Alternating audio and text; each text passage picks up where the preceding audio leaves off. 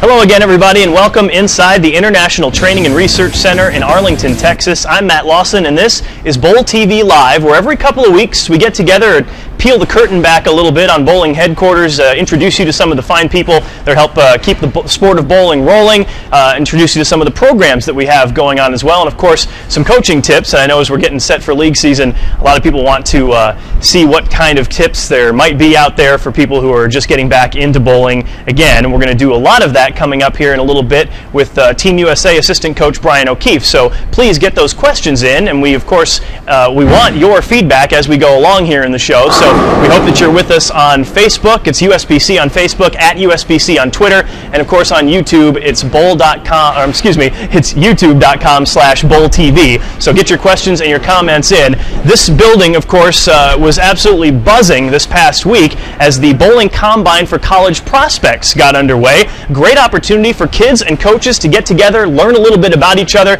It was a huge success again this year. Take a look.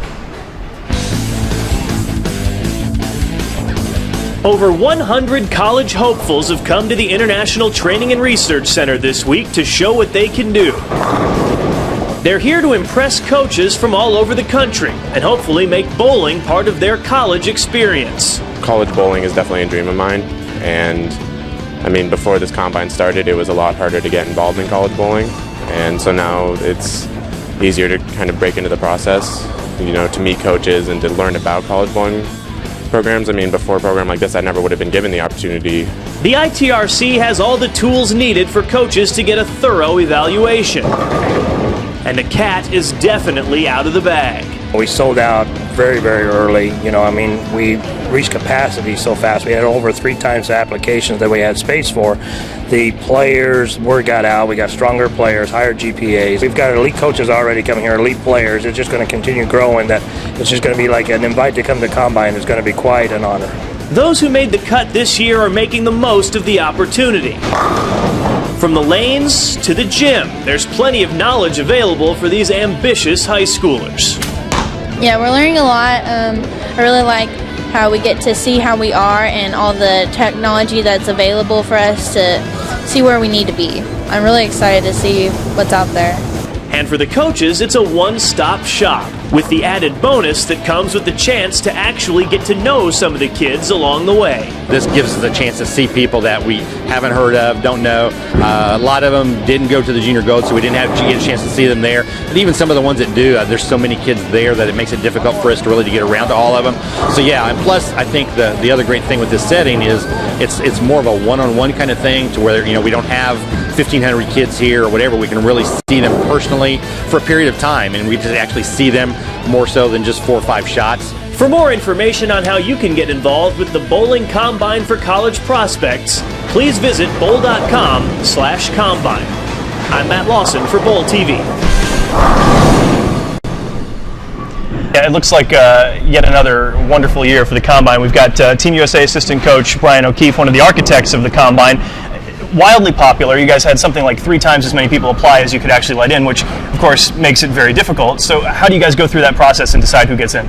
Yeah, you bring up a great point. We had over 225 entries this year into the Combine that submitted their application, and you know, to narrow those down to around 100 or so was very difficult.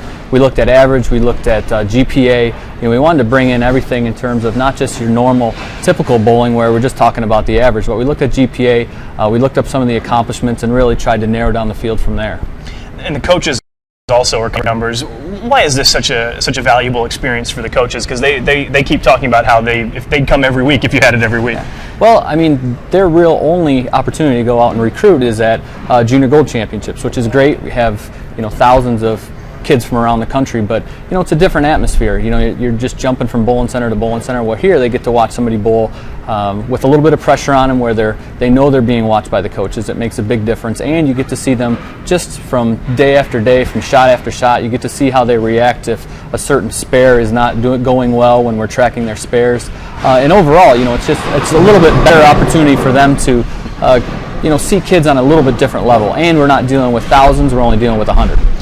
Let's talk about the future of the program a little bit too. Obviously, it's going great. We're going to continue to do it. A lot of people ask, you know, are we going to add in this, or are we going to add in that? But kind of part of the beauty of the program is that what you have now is what's working. Yeah, exactly. We don't add disciplines. The things that we're measuring, we're going to continue to measure, because that's the beauty of it, is that it's subjective data. It's not, it's objective data as opposed to the subjectivity of somebody saying, well, I think you're good, and another coach saying, well, I don't necessarily think you're quite as good.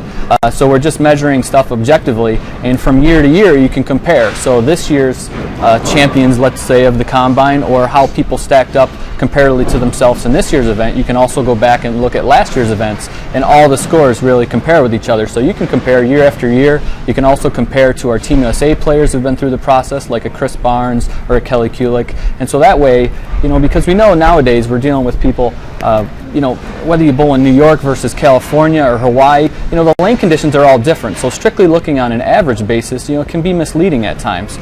So to really collect all the data on a just a more objective point of view puts everybody on the even playing field. Yeah, it's a wonderful program. You guys do a great job with it. Well, thank you. We want to move on to some people who are about to start bowling, which is a lot of us who haven't touched a bowling ball in quite a while. Sure. About to get going on that. Before we start with your questions for Brian, we're going to head into the gym. Nick Bohannon, our sports performance specialist, has some tips on things you can do before you even hit the lanes that may help you out this year. Hi, I'm Nick Bohannon, Sports Performance Specialist for USBC, and we're going to talk today about using a dynamic warm-up to get your body loose and ready for tournament and league play. To begin a dynamic warm-up, we want to start with an activity that increases the heart rate and breathing rate. For this instance, we're going to do jumping jacks, because it's a nice full body exercise. Then we use squats to focus in on the lower body, particularly the hips and the knees. Use leg swings to help loosen up the hamstrings, make sure they're nice and loose, and make it easier for us to get lower at the foul line. Use arm swings to help loosen up the upper back and the arms, to keep our arm swing nice and smooth. Followed up with arm circles to get better range of motion in our shoulder. Dynamic warm-ups are a great way to warm up the muscles and get them loose and ready for bowling. It helps increase your performance and decreases your risk of injury. Okay, so some good tips there from Nick, and I would think probably it doesn't matter necessarily exactly what you do, as long as you're doing something before you get started. You have recommendations? What do you do? Sure, exactly. For me, using my legs is always something I have to make sure I do. If my legs are kind of tight, my arm swing gets tight and my shots aren't quite as good. So, doing some lunges, making sure I'm really getting my lower body engaged and getting the blood flowing. So that way, when the first 5 minutes of practice, or however long the practice session is, I don't have to worry about getting my body loosened up. I can just instantly get into trying to fine-tune my target and get lined up to the pocket. So I'm not taking half the practice time or even more, just trying to loosen up my body. Okay, what about on the lanes? We're getting out to there for the first time. What's a tip you can give somebody as they're going out to get a little practice in before league? Sure, like you mentioned, lots of people haven't even picked up a ball in a couple months. So one great tip is that when we're talking about the first couple weeks of league, the timing, the rhythm, everything may be off a little bit. So the most important thing is trying to make sure we're making our spares. So if you get a chance to go out before your league starts, go out and just shoot spares for 20 minutes, a half hour. Or during your practice session before league, make sure you're making the single pin spares, because that'll keep your head above water for those first couple weeks when maybe your swing isn't feeling all that great, or your timing's a little off just because you haven't picked up a ball in so long. Yeah, it doesn't sound sexy. Everybody wants to go out and practice strikes, but spares, we hear it over and over again. Spares add so much to your average. Okay, we told you we wanted to hear from you. We mean it. We've got Facebook, we've got Twitter, we've got you on youtube.com/BowlTV. Lucas Wiseman is monitoring all of that. Lucas has some questions for Brian as well. Lucas? Well, thanks, Matt. We've got tons of questions coming in here for Brian here at the International Training and Research Center. Lots of folks on Facebook and our YouTube channel.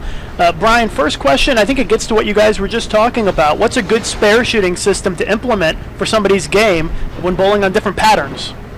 Yeah, well, that's a great question. I think the best bet is usually to use a spare ball and to go straight at the majority of spares that we can. So using the 3-6-9 technique or the 4-8-12 technique just really makes it a lot easier. So we don't have to worry about whatever lane conditions that we're bowling out. We're just going straight at the spare. Usually the best way to do it is line up off the 10 pin, make sure we're making our 10 pin, and then move accordingly off of that. Same thing going the opposite way for the 7 pin. Find out where we're standing with our feet and targeting on the lane, and then move accordingly, whether it be 3 boards, 6 boards, or 9 boards for whatever row of pin that we're trying to make. Another question coming in for Brian from Chris Marciano. What would be some helpful tips on how to lower a backswing? Mine reaches over my head. Yeah, lowering the backswing, a lot of that has to do with the posture. The more your upper body sort of bends over, the easier it is for your ball to get above waist level. So lots of times when we're trying to attack someone's backswing height, really what we have to attack is the posture. Try and keep your shoulders just a little more upright so that we're not bending over so far, and you'll be amazed how much that'll actually bring your backswing down. Another question, Zach Vasey wants to know, what are some tips to slow your feet down? Because I walk so fast, I go over the foul line a lot. Stay behind that foul line, Zach. That's a very good question as well. There's a few different things we can do. You can move up on the approach a little bit. Therefore, you're not, your steps are going to be a little bit closer together. They're not going to be with as much overall tempo. Or we can actually raise the ball in our swing a little bit.